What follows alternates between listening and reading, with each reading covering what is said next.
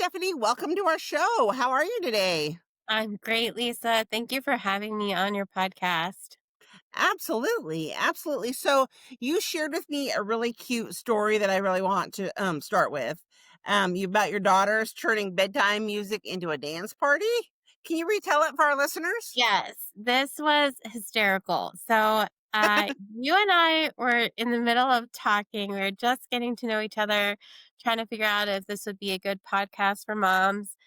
And my two daughters, they're 9 and 5.5, and they came downstairs and they said, "Mom, we can't sleep." And in the moment, I was like, "All right, just go down and talk to your dad." I'm in the middle Exactly. of a conversation here. I can't handle this right now. So I sent them down and we went back to chatting and he figured it out. Now the thing about our bedtime routine is that we switch off doing bedtime. So he has the girls for one night and I have our son, and then we switch. He has our son and I have the girls. So this was a night that he had the girls anyway. So it's his responsibility to put them back into bed.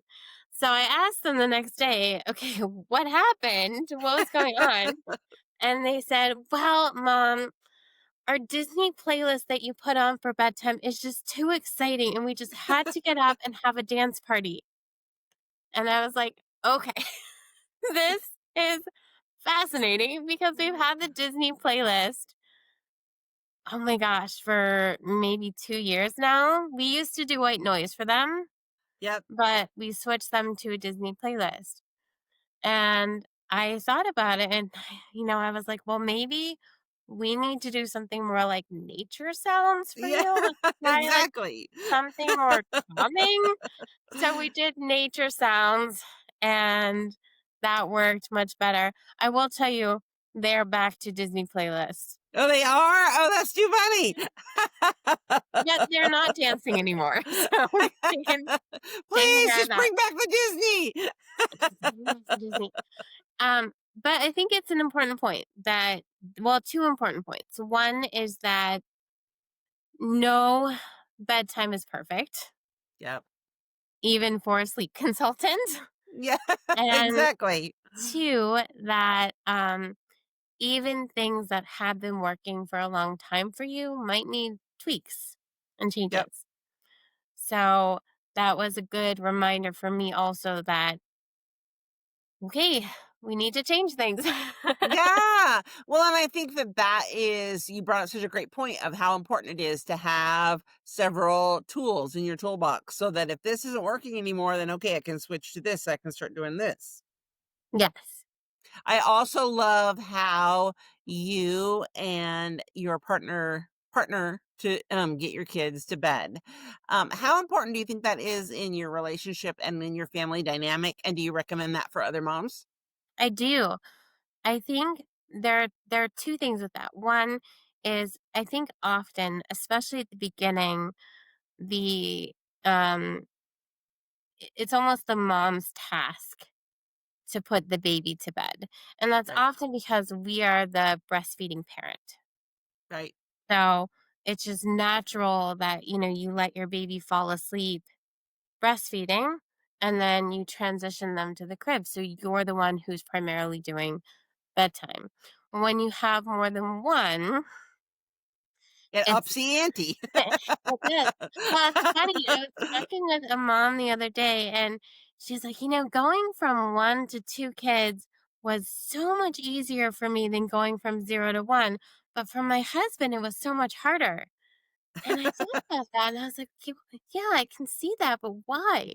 And I realized it's because on the nights that I had the baby, when we just had one, he could be doing his own thing, and he was Right. sick. And now then we had 2, and it was when on the nights that I had the baby, he had the other one. Yeah. So Like, he wait, was this is never not the off. way it's supposed to go. Right. It was just switching.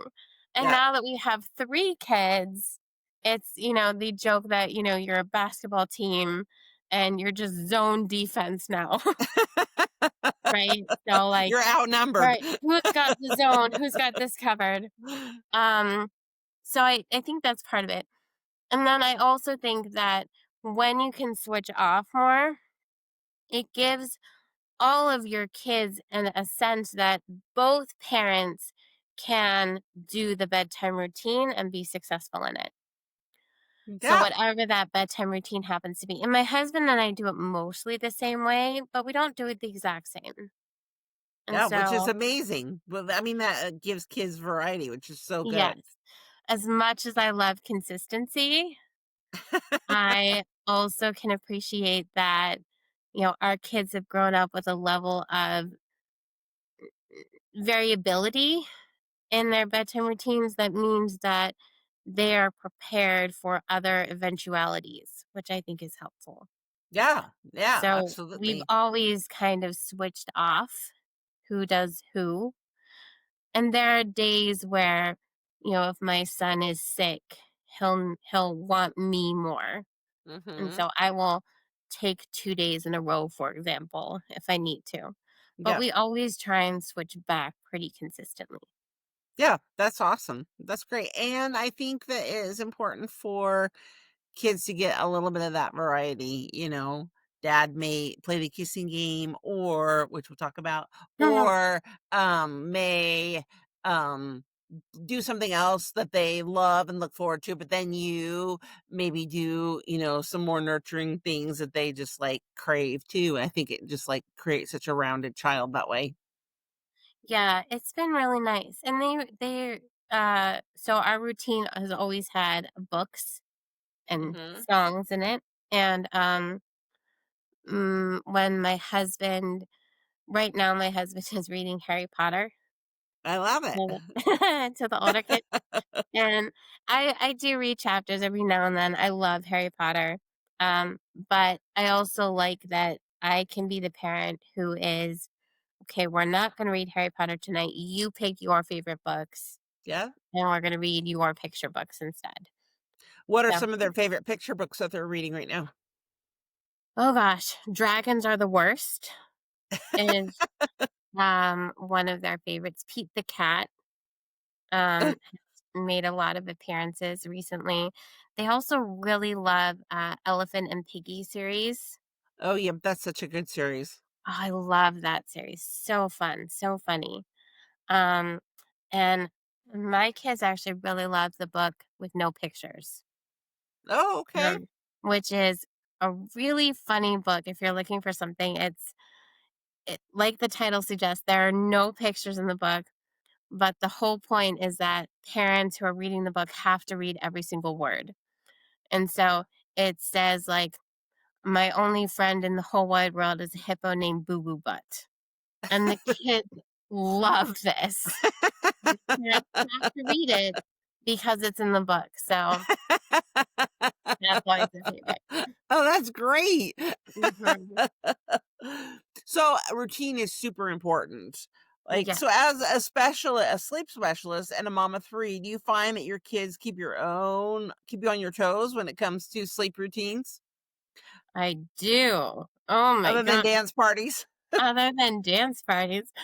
Um, so a few weekends ago, we were at a wedding out of town. We took a 2-day drive, and the drive itself was fine. We get to the hotel. We get to the hotel pretty late in the day. It's like, 10 p.m. or so. My little one is 2. His bedtime is between 7 and 8. Yeah. And we give like that hour for an allowance of, did he nap extra late today? So we can have that flexibility there. So, but normally he goes to sleep around 7:30. So he had actually taken 5-minute nap in the car at like 9:30. So like right before we get to the hotel, and any amount of sleep can reset what we call sleep pressure, which is your willingness to fall asleep, your need to fall asleep. And so we get to the hotel at 10 o'clock. We set up the pack and play, but the girls, you know, it's one single room. There's two queen beds. My daughters are sharing one bed. My husband and I have the other. We have the pack and play next to us. And my son is just wide awake. Oh, So no. excited, running around. I put him in the crib. He cries immediately. Now, when you're in a hotel, you can't just kind of let them be for any amount of time. Normally, I would let him like be for 5 minutes and he'd settle himself down, and that would be enough. But Yeah. in a hotel, it's 10:30 at night. There are other people sleeping. We can't do that. We don't have that liberty. No, So totally different dynamics. totally different dynamics. So I'm trying to get the girls settled. I'm trying to get my son settled into sleep. And I literally had to go back to the I'm going to just stand and continuously rock and hold you and sing to you, which I think I had to do for an hour straight. Oh my goodness. It was insane. And I was like, what would I be telling myself as a sleep consultant right now? And the answer is you can't. You just have to get to a point where your baby is tired enough that they are ready to fall asleep again. Yeah. And we say, put baby down drowsy but awake. What does that mean? Well, we mean calm. But in this environment, I didn't have that option. Yeah. So I had to resort to the other option, which is hold and rock until baby is fully asleep and Yep. then lay baby down in the crib. Yeah, absolutely. And I think so many times, whether you're going into a wedding or you're going to Disney or whatever, a lot of times when you come back from a day of travel or you come back from a day of walking in Disney, kids are so wired up and they're like so beyond exhausted. They've had stimulation all day from driving or from Mickey or whatever, and they're just like hyped up. And so it's that, helping their bodies to regulate and to hold them in and like rocking and singing is like such a great tip. Yeah. So, well, sometimes you just have to resort to the basics again and get them calm. And especially when they're overtired, Mhm. their body is producing, not reducing, producing cortisol, which is Yep. our stress hormone. It's our wake hormone. And at that point, you're fighting biology to get that Yeah. baby down to sleep. So it's anything you can do, you need to do to get that baby down at that point because baby's not going to go down easily.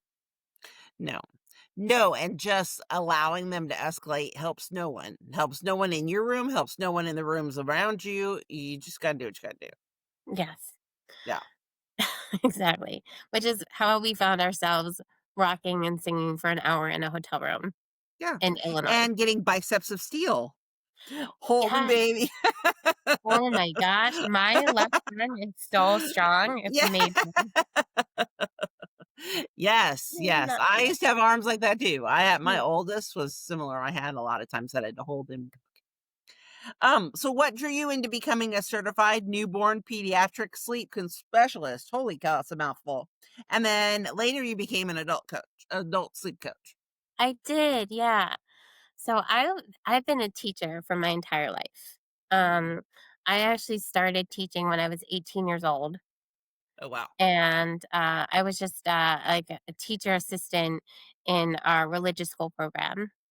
And then our music teacher quit my senior year, halfway through the year, and they asked me to step in and teach music to kindergarten through 6th grade at My our religious goodness. school. And I was so excited about this, loved every minute of it. As a senior in high school, I continued teaching when I went into college. And um, when I graduated from college, I decided I wanted my career to be teaching. So I got a Master of Arts in Teaching, Mhm. and I taught 2nd grade for a long time. No fun. And then we moved to Madison, Wisconsin, where I did some substituting, I did some teaching in various schools at various levels, kindergarten through 8th grade. I eventually went into administration and I Oh, good. became a principal for a supplementary school, an after school program. And I loved it. I did that for a number of years. When I had my son, he was getting sick a lot. Mhm. And it was always a battle of, do I take the day off to take care of him because we don't have family in town? Mhm. Do I bring my sick child to work with me and just have him lay on a cot in my office? Or if any of my children were sick, this was kind of the decision I had to make. Yep. Do I ask my husband to take off, but he had a very limited number of days? And it became very stressful and very, um, became too hard to manage that lifestyle. And it got me thinking, is this really the path that makes the most sense for me? And I decided it wasn't. So I gave my notice and I finished out the school year. And then in January, I started thinking, well, what's next? Yeah, exactly. And I, it must have been a day where my little one wasn't sleeping very well. He wasn't going down for nap. And I was thinking, gosh, I could really use some sleep help here. Yeah. And I think just that triggered something in my head. And I said, okay, I think getting a certification in newborn and pediatric sleep will be helpful because so many parents out there need this. Yeah. And it's something that I can do um, from home that allows me to still be with my kids and watch my kids and also kind of create this new opportunity for myself. But using my degrees in education, I also have a doctorate in education. So using my degrees in education to kind of round that out as well. Yeah. So I Yeah. landed on sleep. My husband came up with the name of my company, Pillowhead Sleep Training. I love it. And I said, okay, I'm going to check to see if it's registered, if it's available. And I took it and we've just gone from there. That is so amazing. So, let's backtrack a little bit. So you have your 2 daughters are older, and then your son is the 2-year-old, right? Yes, my And son just so turned 2. you know what it's like to have to, be a working mom with 2 Hmm. kids and, having to try to get everybody sleeping and get on the routine and do all that kind of thing. You know the struggle that comes with that. And then also know what it's like to be home with your kids and that kind of thing. So, um, as moms and dads for that matter too, work with you. You know, you've been there, done that. You can help whether it means how do I get things going in daycare when they're on their own schedule and not my baby's schedule, or all those different questions that moms have. You definitely have lived it, so you kind of know how to help. I do, yes. And working with daycares can be really challenging also because, like you said, they have a very strict schedule that they have to follow. And sometimes it doesn't align with your child's needs. Hmm. So, what you need to do in those situations is talk with your daycare provider and see if there are adjustments they can make on their end. And if not, you might need to make some adjustments on your end. So, I just had a conversation with a parent a week ago about how her daycare was insisting on 2 hour naps. And she really thought that her daughter needed less nap time. Yeah. And I said, if we can't adjust that, then I want us to push our bedtime back just by a half hour. So if your daycare isn't willing or isn't able to make those accommodations that you need, there are things that you can do to adjust it on your end so that your child's basic needs for sleep pressure and wake windows are being met. Yeah, that's so important because it seems like it's hopeless. It's like, "Oh my gosh, what am I gonna do?" Like, my kid doesn't need, the 2 hours or, maybe they don't need that second nap or whatever that looks like for the daycare, that there are Mhm. actually things that you can do at home that will help marry the both because a lot Yeah. of times the reality, especially right now when we live, mom and dad have to go to work. Yes. And hopefully the daycare is able to make those adjustments with you. I've also worked with some daycares where the child didn't need to nap at all. And I suggested, is there another teacher that's available that could just do quiet reading with them or quiet play with them, quiet time with them? And we were able to make that accommodation. Yeah. Yeah, I love that. I love that. So in your practice, do you if you have moms that need you to talk to the daycare, do you go together and talk to them and kind of create a solution that way? I haven't had to yet, but I'm absolutely willing to do that with parents if they need to. Uh, Locally here in Madison, I'm happy to go with them. Otherwise, I'm happy to be a resource on a Zoom call or over the phone in a joint meeting just to give them that support. Because I think one of the main aspects of hiring a sleep coach is that support that Yeah. you need as a parent along with the tools and the information.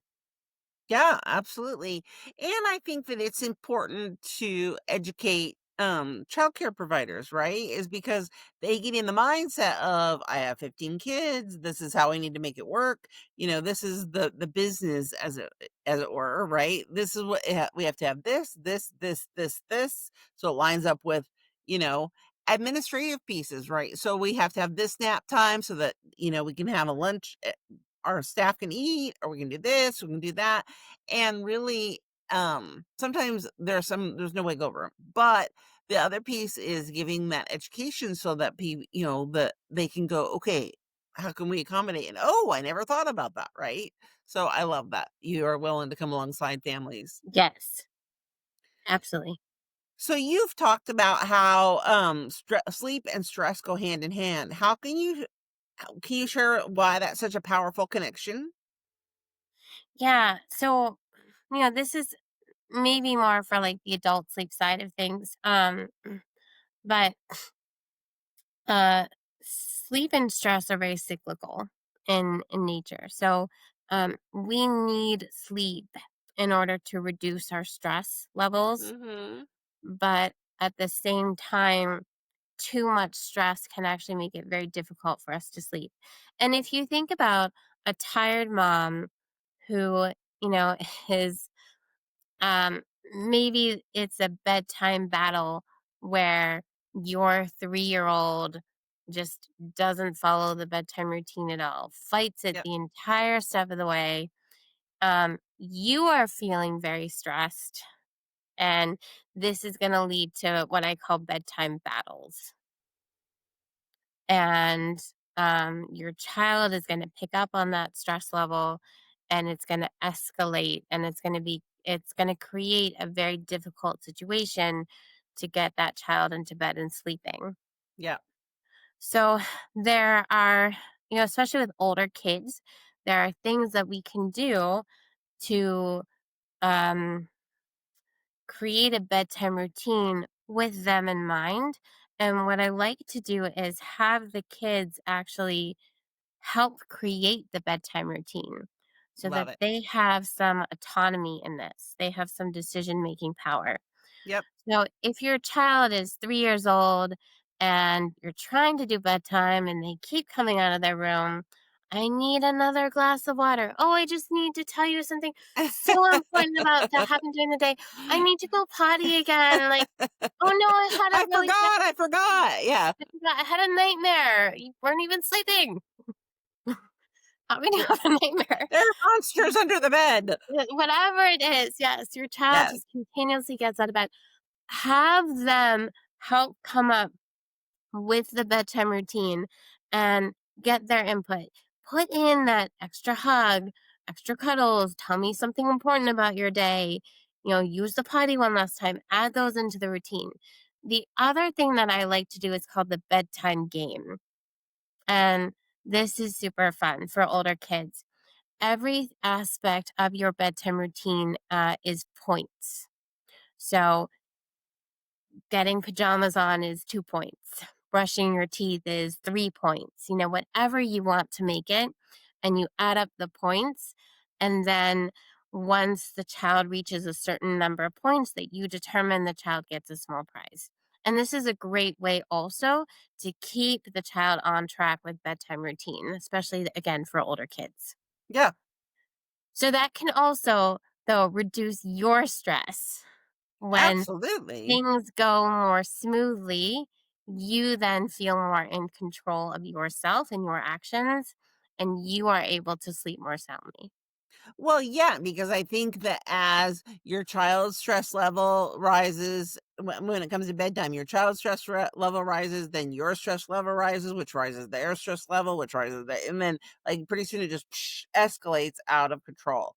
Yeah. So, I think, dealing with it when you're down here, when everybody's calm, other than, sometimes admittedly, mom is like, let's go to bed. I wanna watch the new Housewives, or I wanna watch the new Wednesday, or whatever you're watching, right? Like, TikTok, people, I've had a tough day, right? But for the most part, when you put your kids to bed, it's like a more calmer environment.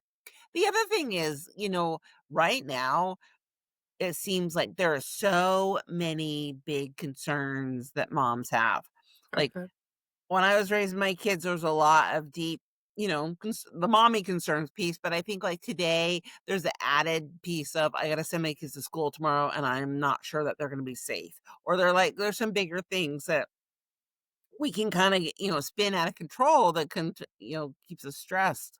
But a stressed mom is not, you're not on your best, you're not your best for your kids, which we always want to be.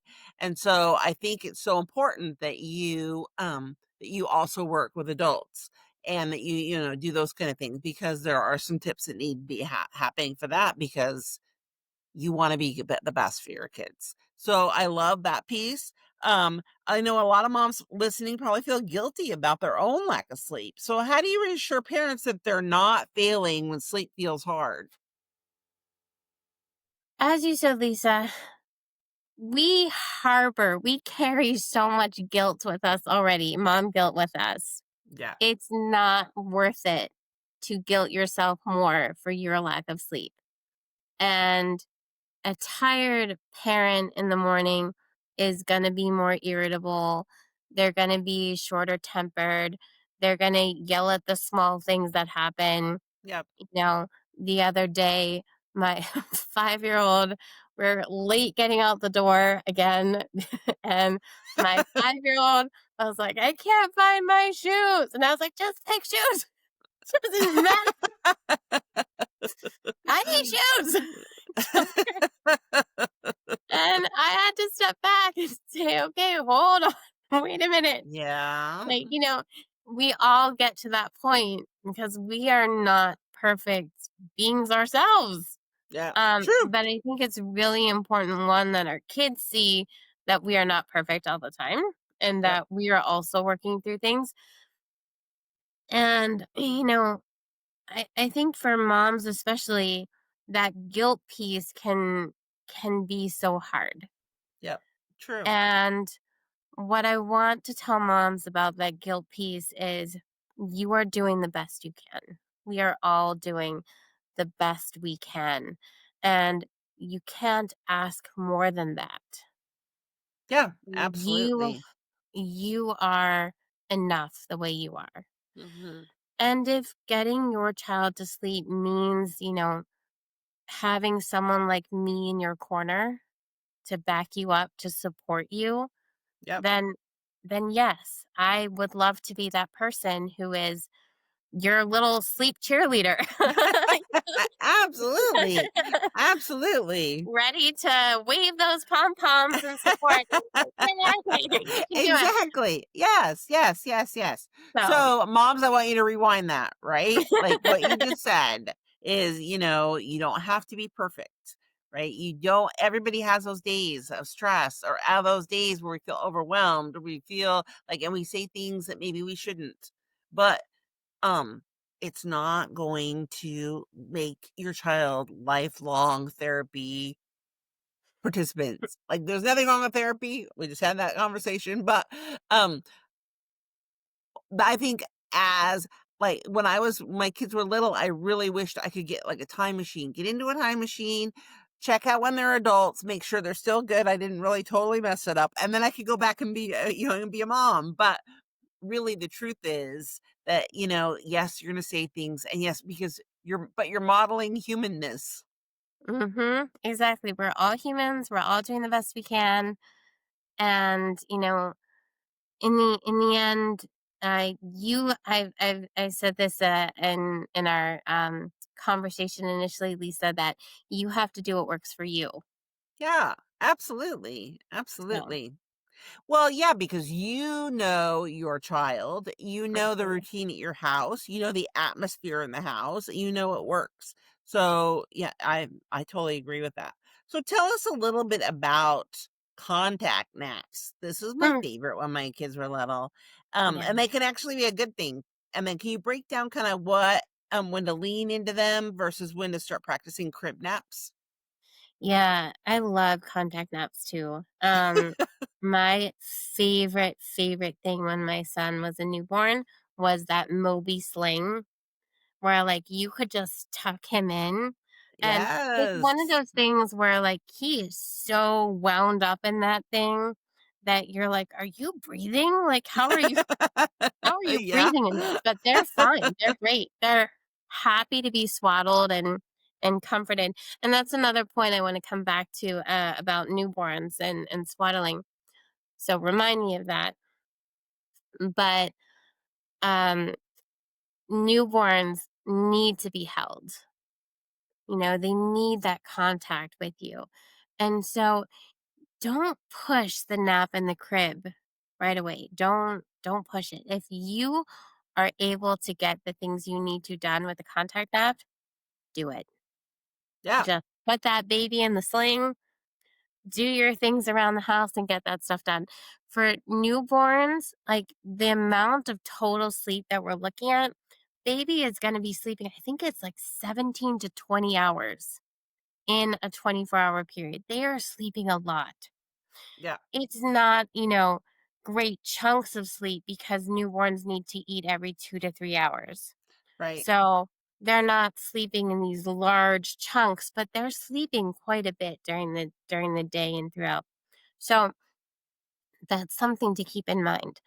Once baby starts developing that circadian rhythm, which happens around month 3, Yep, this is when their melatonin, which is our sleep hormone, and the cortisol, which is our wake hormones, start to be produced more by the body. And the circadian rhythm is what allows our bodies to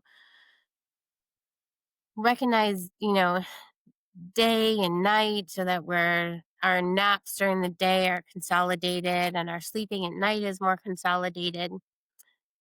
This is a great time to practice putting your baby down just for one nap a day in the yeah, crib. And my recommendation actually is the first nap of the day is usually the best nap. So if you want that to still be a contact nap, keep that a contact nap. yep, If you put baby in the crib for the second nap of the day, that is a great time to practice because that could still be a good nap, but it's okay if it's only a 10-minute nap, a 20-minute nap. Babies do have very short naps, especially at the beginning of, of sleep training and in that transition with the circadian rhythm development. yeah, So put your baby down just for 10 minutes in that crib and just see how they do.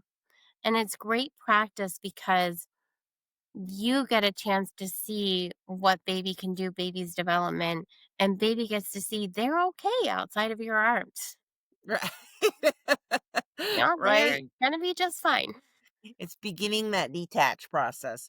Well, and It I is, think yeah. that, I swear in utero babies do not sleep 17 to 20 hours a day, 'cause Mm. my kids were having a party in there and for Yeah, way longer than that, but, the point is, once you have your kids that, they're used to just hearing your heartbeat, they're used to being right mhm. next to you, and so if you can, those first 6 weeks or however long the baby needs and you don't have to go back to work, you can, Mobius wraps was like right there on. And then I love the idea of, okay, so morning nap right next to me, afternoon nap.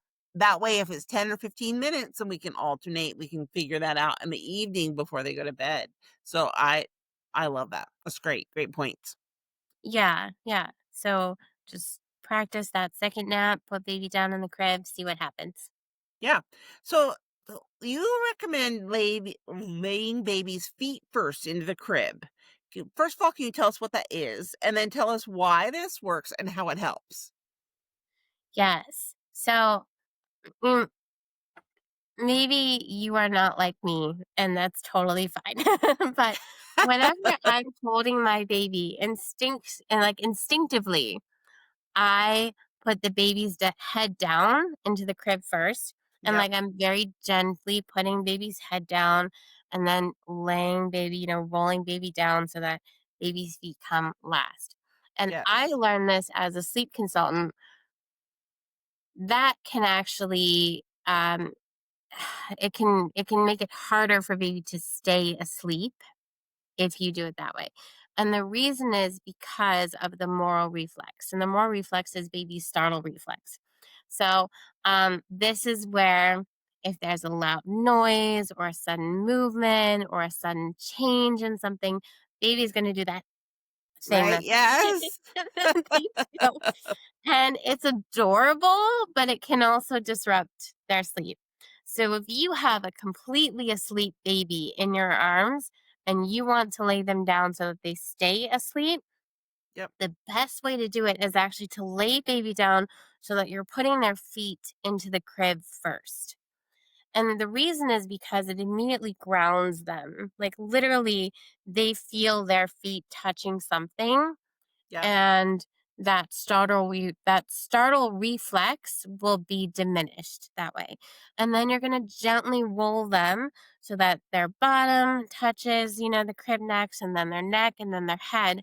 So it's a very gentle process of putting them into the crib so that they stay fully asleep. um and it's a great way, especially for younger kids, younger babies, where you are trying to put them into their crib fully asleep. Yep. Ideally, as a sleep consultant, we want to put babies in calm but awake because we want them to develop those skills of independent sleep. But that's not always possible, as I can tell you from a hotel room at 10:30 at night. Yeah. So Exactly. Exactly. sometimes you have to adjust. I was sure that I was gonna have to still be rocking my oldest through college. Like, he had to be dead asleep, Mhm. or I laid in bed with him and, but if he he was even not in the deepest of sleeps, he would wake up every single time and I'd have to start over. So, it was like, So many I parents have that problem, yeah, so that's why this tip is huge for parents. Now, if you're a newborn parent, I talked about swaddling before. One of the best things that you can do is actually swaddle your baby. And I've been asked before, "Do you have a favorite swaddle?" And my answer is, "No, but I do have a least favorite swaddle." And those are the Velcro ones. I just don't like the idea of ripping a Velcro right next to baby's face, Oh, you know? In the yes. middle of the night when you're trying to change a diaper, like, nothing is gonna startle baby fully awake, other than, rip the Velcro off. Yes. Oh, So, that makes sense. I don't necessarily like the Velcro swaddles, but, there are some great swaddle methods, and I actually have a video on my website, no, my Instagram, for a quick swaddle method because for my babies, whenever we would try to swaddle, like an arm would immediately break free. Yes, always. And so this swaddle method, what it does is it wraps baby's arm. I'm doing this so you can't see my arm, of course, because it's off camera. But you wrap baby's arm and then you wrap the swaddle blanket underneath their body so that their Oh. body weight is actually holding the swaddle in place. And you make sure that they have enough movement, obviously, in their hands, in their arm. But it's a great way to ensure that that arm isn't going to immediately break free as soon as you swaddle. You Well, we do will need to for sure stop get swaddling when baby is rolling. oh, that's good to know. We'll make Yes. sure and have the link for all those in the description because that is some good information right there. Yes, the swaddle is very helpful for babies. And you might be one of those parents who's like, my baby hates the swaddle. They hate it. Um, But I encourage you to try it, Mhm. even if it seems like your baby hates it, because a lot of babies, Dr. Harvey Karp is an amazing pediatrician, and he has 5 S's for newborns. Five, see, I have 5 fingers. So it's swaddling, side or stomach, sucking, shushing, and swaddle, side, stomach, shush, suck. Oh, and swing. Oh, yep, yep. That's the 5th one. And those are great techniques to help newborn babies calm and sleep. I So, love that. Okay, swaddling, obviously, we just talked about that. Shushing, that's the instinctive mom shush. mhm, Um, and then swaying, that is instinctual forever. I know mhm. that my kids are all grown, but I swear if we're in somewhere standing in line or something like that, and a mom is swaying, you can see all the moms sway in harmony. What were the other 2? Side or stomach. What is that? So you have baby in your arms, Yep. and you put them on their stomach or on their side. Okay. Um, there's actually it's a magic football hold that I love to do with newborns, and your arm is underneath baby's body so that I hate small cameras where you can't see enough, but like baby's head would be here in like the crook of my arm, and this part of my arm would actually be holding baby's stomach. And Okay. and the reason this works is because your hand here is putting some pressure on baby's tummy. So especially if baby it has a lot of gas in their tummies, this is a great way to relieve that pressure. Oh, that's Um, good. but keeping baby like this and then holding baby in place with your other arm, that's you can look it up. It's a great way to calm a very fussy baby. And that's kind of that side or stomach movement. Mhm. And then the last one is sucking, which we know is very instinctual also for babies. So, Yeah. sucking on a pacifier, any kind of breastfeeding that you're doing. If you're not breastfeeding and bottle feeding, sucking on a bottle can be really helpful. Yep. So, And I think so the football hold, I was thinking the opposite, and it makes so much more sense, but I was thinking like the head here, body here, and then but reverse it, that's fair and then because that's how we talk about football hold with breastfeeding. yeah. Right? Like, that's the football hold with breastfeeding. I don't know why it's called the magic football hold with, like, this. Like, it doesn't I don't think I've ever seen a football being held by this. I'm not held like this. I'm not a huge football person, so, Right. maybe that's just me, but and maybe it's just maybe I grew up with calling it the football hold and no one else in the world does. So if that's the case, I apologize.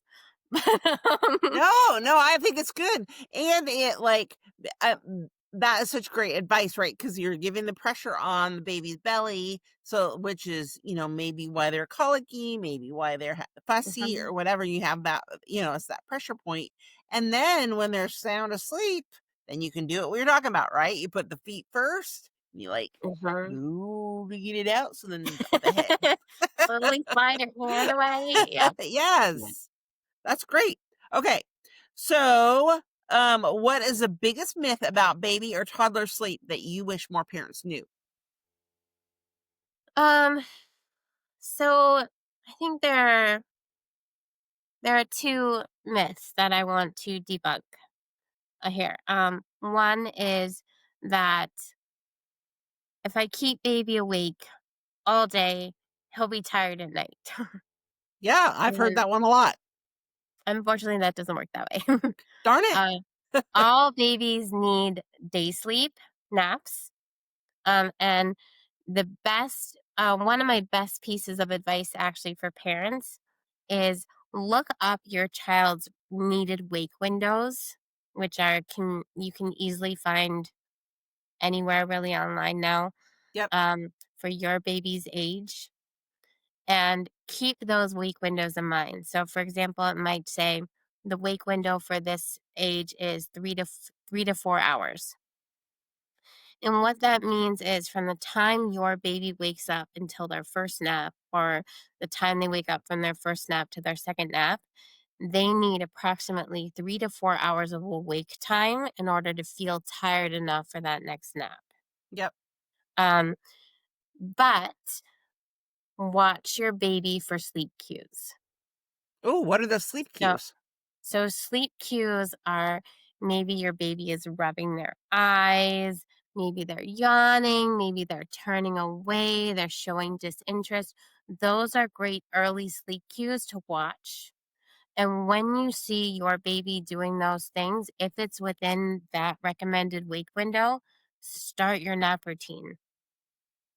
So don't necessarily wait for like a prescribed schedule to follow Right. where you are, sticking to 3.25 wake window. Yeah, I'd yeah, much rather you keep that wake window in mind, but watch your baby and follow their lead.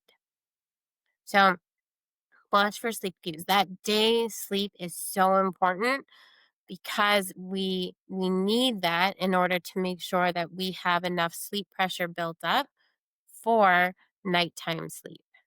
yeah, And if yeah. your baby is getting too much day sleep or not enough day sleep, it is absolutely going to affect their night sleep. Interesting. And that's something that, you need to share with whatever daycare provider you have, right? Yeah. These are my baby's cues. This is what it looks like when they're ready to go to sleep. Hopefully it's within the scheduled nap time, but if not, we have a different conversation. But you know what I Right. mean? Yeah. Yes.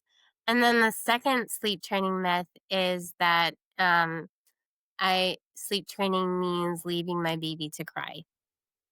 Yes. And And that's also one that I want to debunk because in sleep consultant literature there has been very widely um, studied and almost criticized methods like cry it out and graduated extinction that do end up leaving your baby crying more, but those are not the only methods.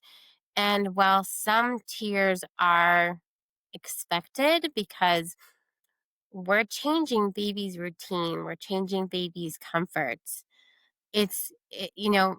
the only way your baby knows how to protest this is by crying. Yeah. But I want parents to know that, again, you know your baby best. You are your baby's expert.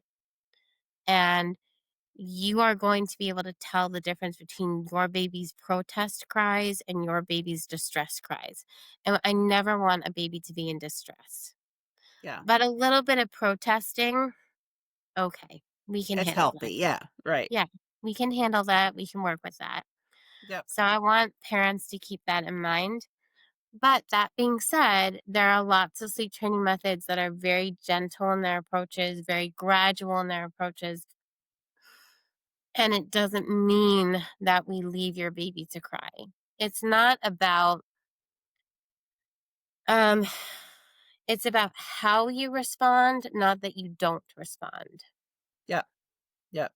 So first So, you're gonna look in the baby monitor, right, to make sure your baby's okay. yes, thank you. Yes, safety is the number number one important thing. We want Yeah. to make sure our baby is safe. If you can tell that just by looking at the monitor, great. If you need to go in and verify, then you go in and verify that baby is safe and okay. Um, After that, I want to wait just 3 to 5 minutes because oftentimes baby will actually be able to put themselves back to sleep. And that happens in that 3 to 5 minute window. Yeah. And I have been guilty of this too. My son cries out in the middle of the night and I jump up out of bed. What's going on? Oh my goodness. Yeah. And he's a very great sleeper. He's been a great sleeper. And I look over at the monitor and he's thrashing around and I'm like, oh, he's not gonna go back to sleep on his own. I'm gonna have to go in. I'm gonna have to do my song with him, Lisa, which we can talk about in a minute here. But if I wait that 3 to 5 minutes, 8 times out of 10, he will put himself back to sleep on his own. Yeah. Yeah, and then you as a mom have to, like, get your anxiety level back down to a place where you can, sleep. Where you can sleep, yes. So I have to use my tricks often to then go back to sleep myself. So Yeah. it's definitely challenging for us moms. But give your baby that time and then go in and respond. And what I like to tell parents also is you don't have to jump straight to pick baby out of the crib and nurse. Let's start with a, gentle voice of like, you're okay. You're safe. You are loved. It is sleep time. Good night. Yeah. And then leave the room. If that doesn't work, you can go back in and like, maybe gently pat baby's back and rub the back and go with some shushing. And if that doesn't work, you can go back in and maybe this is more of like a jiggle um for baby. And you couldn't see my hand there, but I was jiggling a fake baby, obviously. Um, so Oh, and yeah. then the things I'm doing off camera, gesturing all these things, great, Lisa, it's so great. Well, it's good So narrative, though. yes. So you have all these steps, and each time you're going in, you're not jumping straight up to the nurse to sleep. You're trying these other things first Yeah. because maybe this wake up baby doesn't need you to go in and pick them up. Maybe they can just go back to sleep with the rubbing of the back. Maybe this time they do need to be nursed back to sleep this Yeah. time. And that's okay as we're, working on this together. But we want to do our best to encourage helpful sleep associations Yeah. for baby and not kind of these ones that require us to intervene all the Yeah. time. Yeah, I totally messed up my oldest baby sleep rhythm when he was little. He would sleep for hours and hours and hours, and probably as a newborn would have slept through the night had I let Mhm. him. However, I was sure that he should not A, wear his diaper that long and he needs to get up and babies need to eat. So, I consistently woke him up, which created like horrible sleep for him thereafter. But you're going by instincts Yeah. and you can't ignore that. Like parents are their best baby's advocates, right? Mhm. So we have to go with our instincts on this. Yeah. Okay, so I have jiggled, I have patted, I have nursed, I have baby finally, after an hour, is asleep at 2 in the morning. However, I am not. Mhm. So, what can you tell me what I like to affectionately call chicken technique that might help our bodies relax and go back to sleep? Yes. So you've done all that. It's 2 a.m. You are so anxious now, so wide awake. I like to do so for adults. One of my best sleep tricks is to almost create your own bedtime routine, your own bedtime ritual that Yep, you follow each night.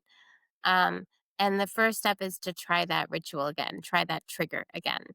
So for me, the last thing I do before going to bed is I read my book on my phone.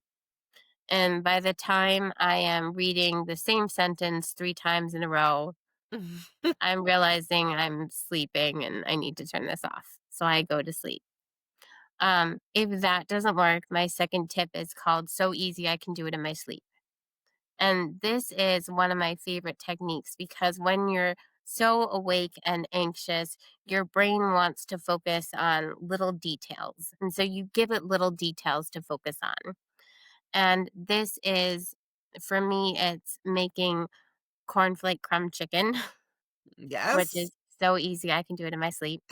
And I'm very detailed in my brain about the whole process, measuring out my cup of cornflake crumbs, measuring out my teaspoon of paprika, my teaspoon of onion powder, my teaspoon of garlic powder, all the steps, cracking my eggs into the bowl. And then there's a piece of this that is rhythmic and repetitive. And that's what your brain loves to latch onto when it's actually ready to fall asleep. So, for my process, that's picking up the piece of chicken, putting it into the egg mixture, putting it into the cornflake mixture, and laying it onto the platter ready to bake. This is very rhythmic, very repetitive, and that's a great technique. So, maybe yours is not baking, maybe yours is washing dishes, maybe yours is going through a karate forms in your head. you know, Yeah. maybe yours is something with painting. Whatever is so easy for you, that's what you picture in detail. My third piece of advice I actually learned from my adult client, and I loved this one. Um, and it is that you think of you pick a letter of the alphabet Mhm. and you think of all the words you can think of that start with that letter. And again, it's partly that it's giving your brain a specific focus, and partly that it's very repetitive. Yeah. And this process is great for falling back asleep on, when you are in this state. And the last thing is if you can't fall asleep at all, then get up out of bed, go to a different space in low light and do something else calming, and then come back to bed when you're tired. Because one of the things that we want to reassociate is that bedtime, your bedroom is for sleeping. Yeah. Yeah, So exactly. if you walk away from it, and then come back to it, you will be less anxious and ready to go to sleep. Yeah. I love that. So after talking to you before, did the chicken technique, which I have, that's what I call it in my head, because that is because I don't have babies that wake me up in the middle of the night, but I have a bladder that does. I have to pee several times throughout the night, and if I like crawl into bed and go back to sleep, I can. But if I start thinking about anything, it's like, okay, I'm awake. Yeah. So I have used we have battered chicken at 2 in the morning in my head helps. And then I also have used the alphabet, game as Yeah. well. I do, but I do it as a specific topic. So I start with, I don't know why, I just do, but I start with, male Mexican first names. So I go Well, Alberto, like Benito, and and that works. I can't give him alphabet for the most part. So I love your techniques are definitely, useful. yeah, and I love learning new things like that where, like, I can put it back in my toolbox to give to Yeah. other people too, so Well, see, we're just all here to learn from one another for sure. I love it. Okay, so you talk about finding your sweet song. How can music help calm both babies and adults?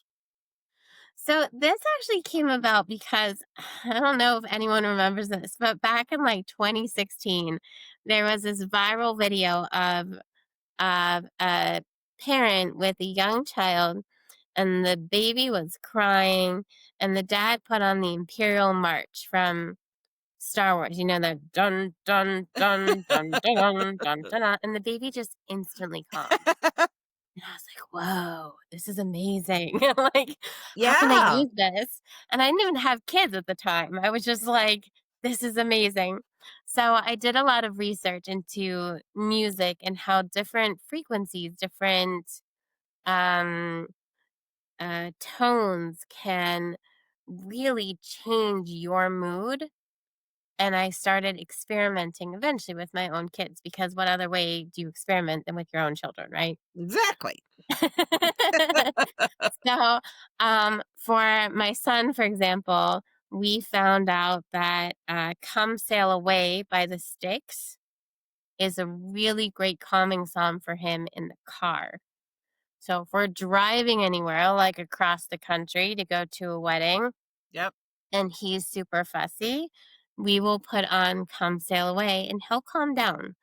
Doesn't always work, but I would say 9 times out of 10 it does.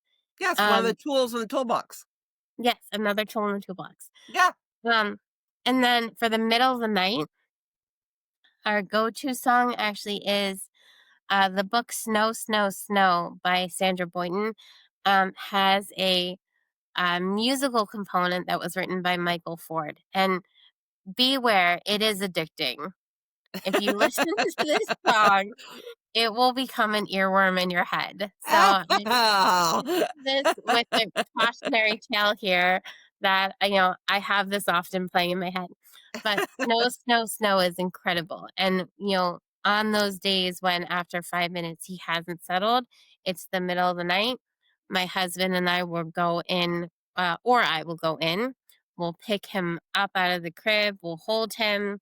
We'll play Snow, Snow, Snow on Spotify twice through, and he's asleep, and we'll put him back down. And Oh, he might nice. not be completely asleep, but he will be calm enough that we can put him into the crib, say our good night phrase again, and walk out, and he will settle himself back into sleep. So there's just an amazing power of and calming presence of songs. And so what I encourage my clients to do is experiment. Just play some different songs around your kids, play your favorites from when you were growing up and see what happens. Yeah, that's And great. yeah, That's and great. use Come Sail Away if that works for you. Hey, I'm singing it now in my head, just saying. That's a good song. It's a really good song. Yeah.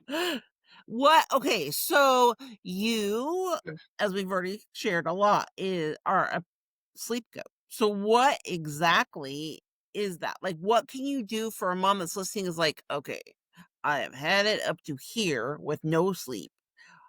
I think I might need a sleep coach." What Yeah. kind of things can you help? What can you do? Why would they need a sleep coach? Yeah, that's a great question. So I think the first thing is that you recognize that um, the situation that you're in right now is just it's not sustainable. You're exhausted, your children are exhausted. So you look to reach out to someone like me who can help. And we have an initial conversation about your sleep needs and your sleep goals. Yep. And then I recommend, if we think it's a good fit, then I recommend a package and we start the process. And it takes me usually 3 days or so to come up with a sleep plan, to create a sleep plan, because every family that I work with is unique. And I Yeah. want to make sure that the goals, the timeline, the needs, they're all addressed in our sleep plan. And so sometimes what I'll actually do is I'll do it in phases. So for a child who is co-sleeping with mom and mom doesn't want to be co-sleeping anymore, Mhm. but mom is also nursing throughout the night still. And maybe this is an age where she doesn't feel that baby needs to nurse throughout the night. Often after they're one, this is not a need. But again, that's for the pediatrician to make that determination, not me. Right. But if we have the go ahead from mom, the go ahead from the pediatrician, the first step is actually to increase that space in between mom and baby so that we can move baby into their own sleep space. And then once we move baby to their own sleep space, then we can work on that association of nursing to sleep. And it might be that we change it for now to rock to sleep. And Mhm. then we slowly take that away so that baby is able to sleep in the crib throughout the night in a very gentle manner. So I create whatever sleep plan we need. I teach you the sleep plan.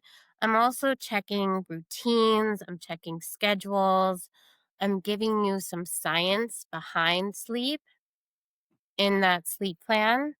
And then I work with you to implement it. So we make sure we pick a day when baby is not sick, baby is not Right. teething, because all these things can interrupt a perfect sleep plan.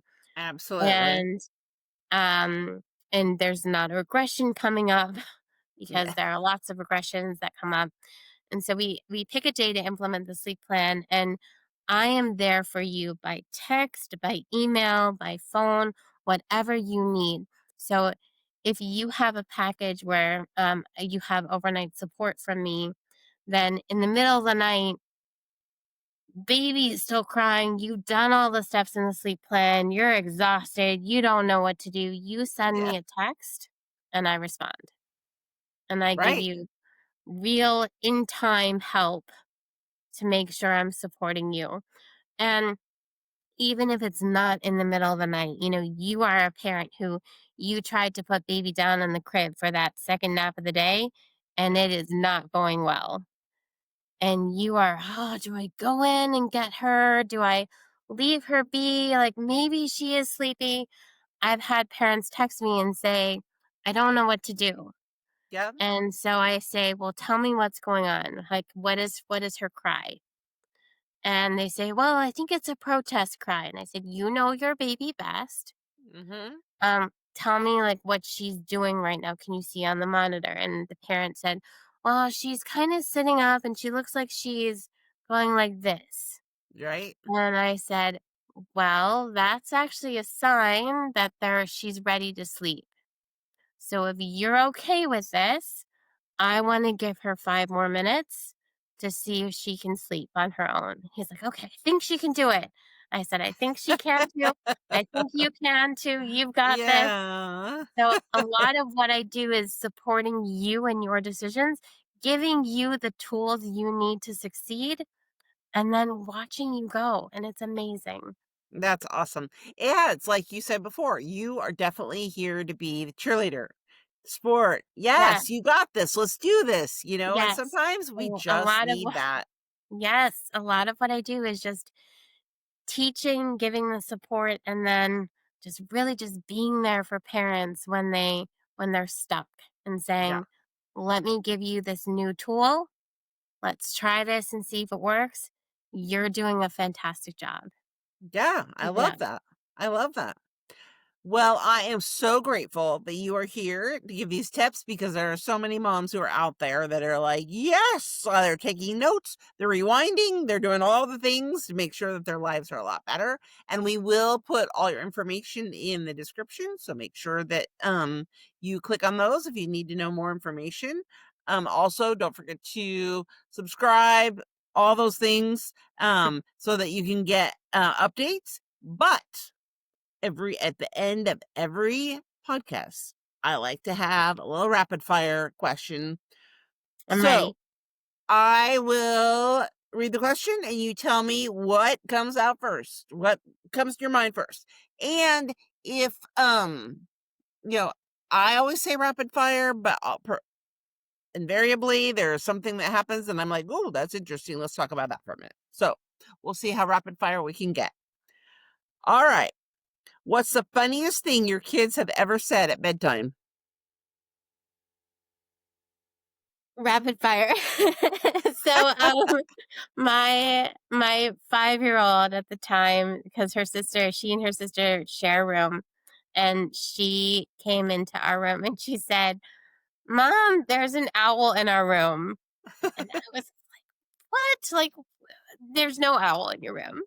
And so we talked to her, we calmed her down, where she's like sitting in our bed for a little bit to calm her brain down. And then finally, after like 5 minutes, it wasn't very long, my husband took her back to her room and we found the owl. It was her sister snoring.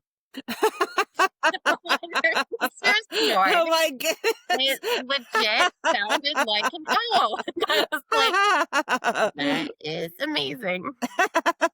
That's one of those stories that you hold on to, so when Chia says, "Hey, mom, I found the person I'm gonna spend my life with," you can go, "Ooh, I have a story to tell you." I do, yes.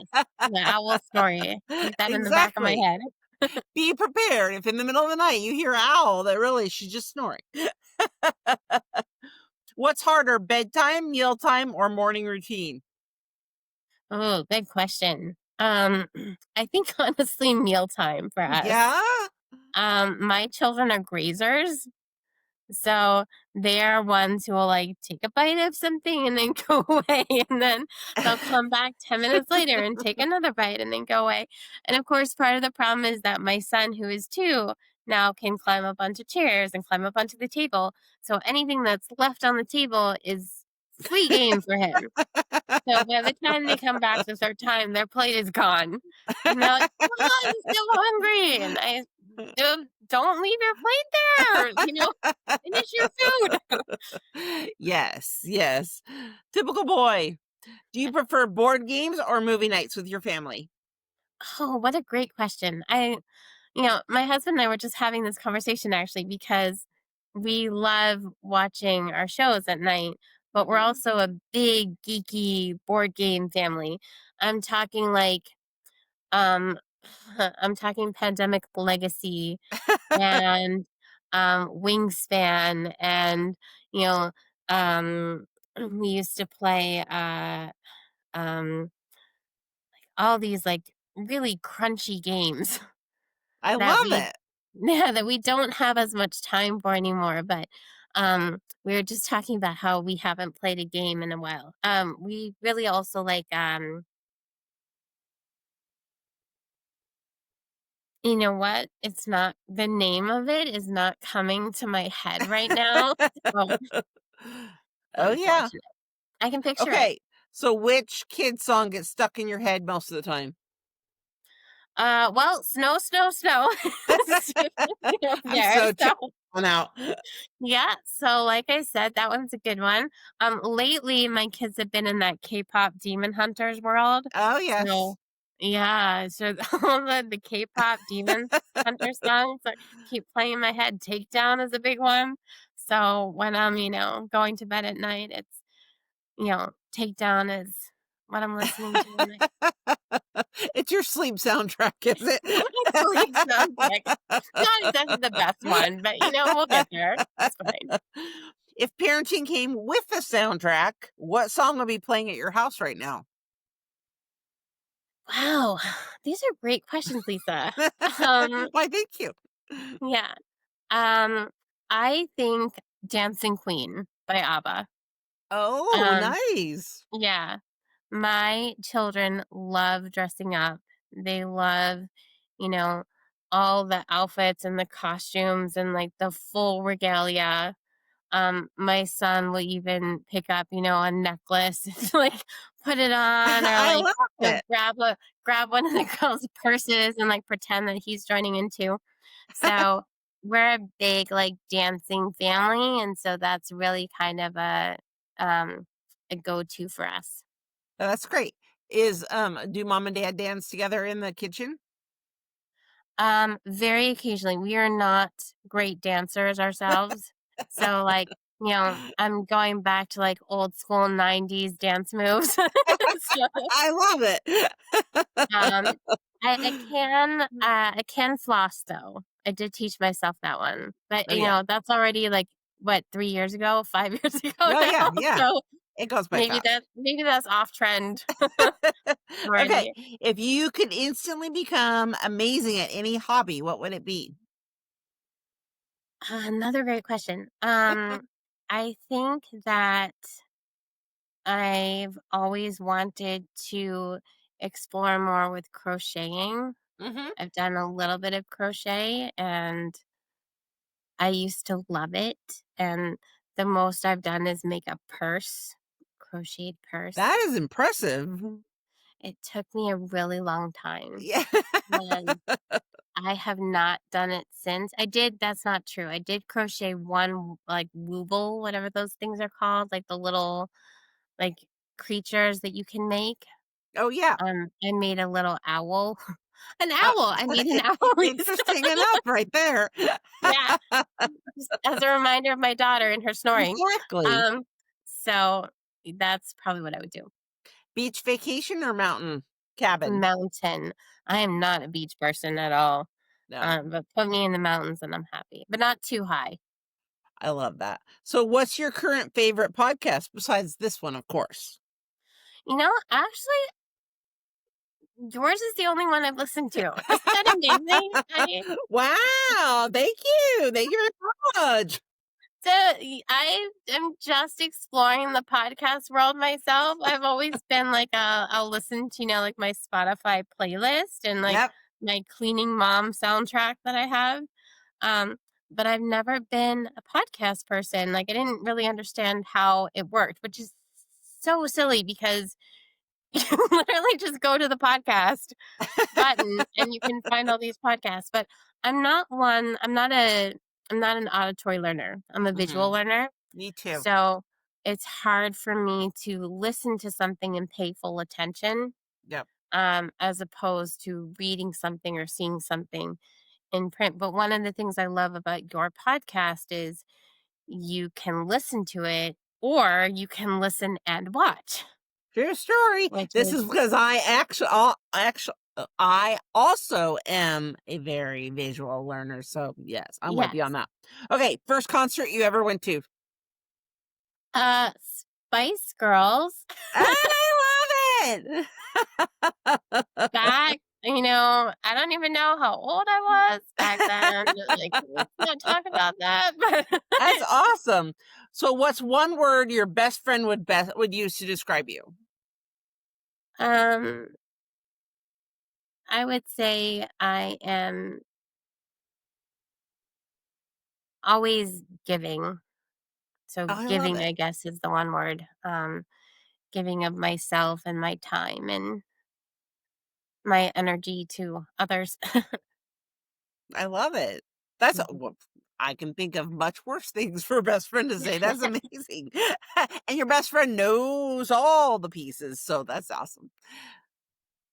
So, thank you again for coming and being on Yeah. here, and, look see you all the rest of you soon. All right. Thanks, Lisa.